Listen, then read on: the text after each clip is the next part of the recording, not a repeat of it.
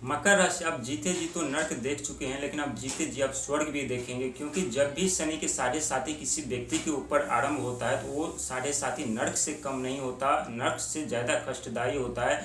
और ये आपसे ज़्यादा कौन जान सकता है कि किस तरह से आपके ऊपर सारे ग्रह हावी हुए, किस तरह से सारे ग्रह आपका साथ छोड़ दिए। जहाँ पहला ग्रह बुध आपका साथ छोड़ा, जिसकी वजह से आप के जीवन में पैसों का आगमन बंद हुआ, बिजनेस व्यापार बंद हुए, नौकरी चली गई, नौकरी में प्रमोशन जो मिलने वाला था वो प्रमोशन नहीं मिला, जो तनख्वाह सैलरी बढ़ने वाली थी वो सैलरी नहीं बढ़ी, और आप अपने जीवन में हताश निराश परेशान हो गए और संकट का सामना करते हुए आप आगे बढ़े। लेकिन आपको ये मालूम नहीं था कि हमारे ऊपर शनि के साढ़े साथी आरंभ हो चुकी है।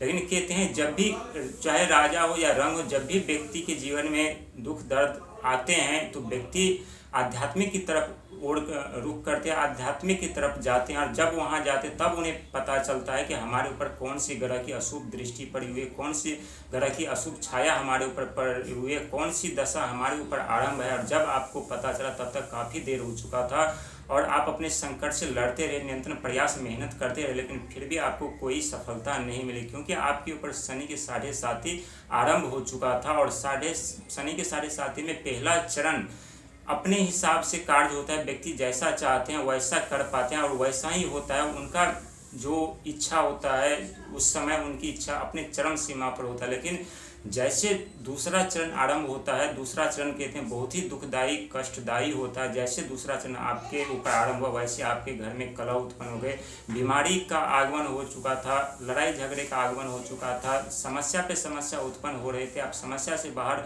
निकलने के बारे में लाख प्रयास कोशिश प्रयत्न कर रहे थे, लेकिन आप नहीं कर पा रहे, क्योंकि ये सब ग्रह की चाल के कारण होता है। और बुध ग्रह इतने आप पे हावी हो गए जहाँ जो कार्य आप आरंभ किए उसमें आपको नुकसान उठाना पड़ा, वो कार्य में आप असफल हो गए। क्योंकि बुध ग्रह एक ऐसा ग्रह है जहाँ व्यक्ति को आत्महत्या तक करने पे मजबूर कर देते हैं। क्योंकि जब भी व्यक्ति के पास धन का आगमन नहीं होगा, खर्चे पे खर्चे होंगे, कर्जे पे कर्जे, लायबिलिटी हो जाती है, तो व्यक्ति जरूर परेशान विचलित हो जाते हैं। लेकिन जो व्यक्ति धैर्य करके शनि की परीक्षा में पास हो जाते हैं, धैर्य रख के सही समय का इंतजार करते हैं, धैर्य रख के वो ग्रह की अशुभ दृष्टि समाप्त होने का इंतजार करते हैं, तो जरूर उनके जीवन में फिर से सारे ग्रह का साथ मिलता है और उनके अपने जीवन में कामयाबी की ओर जाते हैं। ठीक उसी प्रकार अब आपके साथ में पहला ग्रह बुध है जो आपको बर्बाद किए थे, आपके बिजनेस व्यापार को बर्बाद किए थे, वही बुध ग्रह अब आपके भविष्य का उजागर करेगा, वही बुध ग्रह आपको स्वर्ग की तरफ ले जाएंगे, वही बुध ग्रह आपको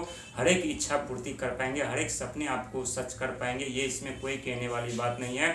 और ये जुलाई और अगस्त का महीना बहुत ही सौभाग्यशाली आपके लिए रहने वाला है। क्योंकि जुलाई केतु का महीना आत्मा का, दया का, धर्म का, मेहनत का, संघर्ष का प्रतीक माना जाता है। और वहीं अगस्त का महीना जो कि शनिदेव का महीना रहेगा, जो कि शनिदेव महाराज कर्म के फलदाता हैं, कर्म के साथ से फल देते, किसी के साथ पक्षपात नहीं करते हैं। वहीं 11 जुलाई को सावन आरंभ होने जा रहा है, जो कि जुलाई और अगस्त यानी महादेव का प्रिय महीना रहने वाला है। और कहते हैं जो भी महादेव के पास जाते हैं, जो भी उनके दरबार में जाते हैं, वो कभी खाली हाथ नहीं लौटते हैं, महादेव उन्हें कभी निराश करते। तो साक्षात महादेव की कृपा भी आपके ऊपर बनी हुई है, चारों तरफ खुशियाँ खुशियाँ आपके जीवन में होगी, चिंता करने की जरूरत नहीं, बहुत शुभ समय आपके लिए है।